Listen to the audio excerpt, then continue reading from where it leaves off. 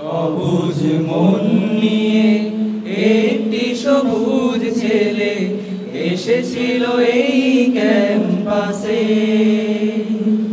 অবুঝ মন নিয়ে একটি সবুজ ছেলে এসেছিল এই ক্যাম্পাসে। প্রতিকূল দাবদাহে পুড়েছে হৃদয় তার, প্রতিকূল দাবদাহে। আলহামদুলিল্লাহি রাব্বিল আলামিন ওয়াসসালাতু ওয়াসসালামু আলা সাইয়্যিদিল আমবিয়াই ওয়াল মুরসালিন ওয়া আলা আলিহি ওয়া আসহাবিহি আজমাইন। ইয়া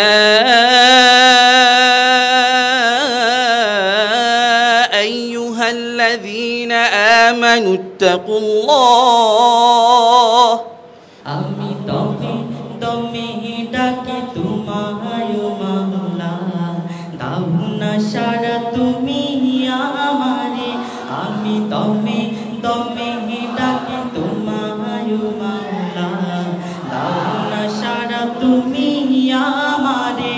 আমার শয়ন স্বপ্নে আছো মিশে তুমি, শয়ন স্বপ্নে আছো মিশে তুমি, আছো আমার ছেলের চোখের দিকে তাকানোর সাথে সাথে মনে হয়েছে যে আমার ছেলে আমার দিকে তাকিয়েছে, কিন্তু আমি তখনও বুঝতে পারি নাই আমার ছেলে দুনিয়াতে নাই। আছো আমার মাঝারে, আমি দমে দমে ডাকি তোমায় মাওলা, দাও না সারা তুমি আমারে।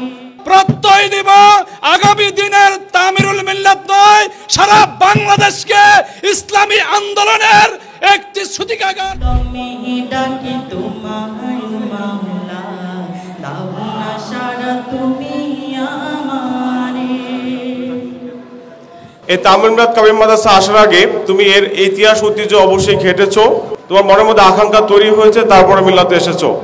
আসার পরে তোমার দায়িত্ব হলো এই ইতিহাস ঐতিহ্য, এটার যে সুনাম, এটাকে ধরে রাখতে হবে। তামিল মিল্লাত প্রতিষ্ঠা হওয়ার অন্যতম উদ্দেশ্য হলো যে এখানে শুধু ভালো রেজাল্ট করবে না, বরং এখানে কিছু এমন সৎ, দক্ষ এবং নৈতিকতা সম্পন্ন ব্যক্তি তৈরি হবে। যাদের হৃদয়ে আছে আল্লাহর ভয়, তারা কবু পথ ভুলে যায় না। তোমার করুণা তাই দরবারে আজ তুলেছি দুহাতে। আমাদেরকে লক্ষ্য রাখতে হবে, ফাসায়ালামুল্লাযীনা যালামু আইয়া মুনকালাবি ইয়ানকালিবুন।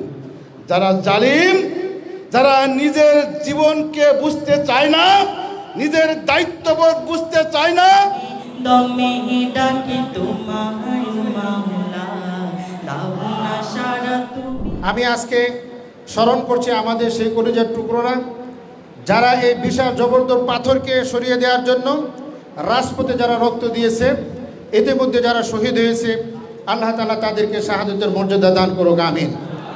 আমাদের দুজন ছাত্র শহীদ হয়েছে, আজকে একজনের পিতা, আলিফের পিতা কথা বলেছে। দমে দমে ডাকি তোমায় মাওলা, দাও না সারা তুমি আমারে। আমাকেই ঠিক করে নিতে হবে আমার কাজ কি, কোন কাজ আমি কি সময়ে কিভাবে করব, কোন সময়ে করব, কতটুকু সময় দিয়ে আমি কতটুকু কাজ করব। একটা ডিটেলস প্ল্যান থাকা দরকার। প্রত্যেকটি ছাত্রের ভবিষ্যতে একটি টার্গেট থাকতে হবে। আমি কোথায় যেতে চাই, আমি কি করতে চাই, স্বপ্নটা বড় করে দেখতে হবে। স্বপ্নটা যদি ছোট করে দেখি তাহলে স্বপ্নের নিচেই আমার অবস্থান হবে।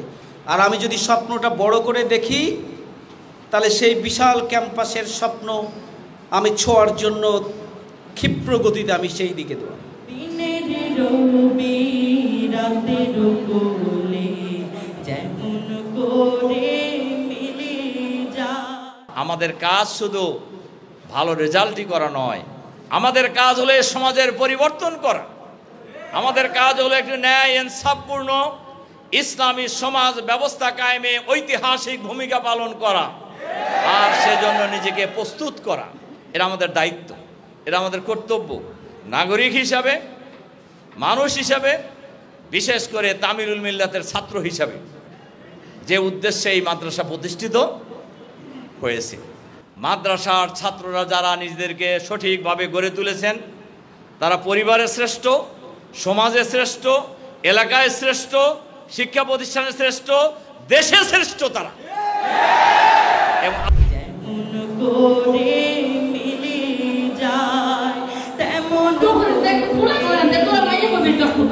তাতে কি হয়েছে?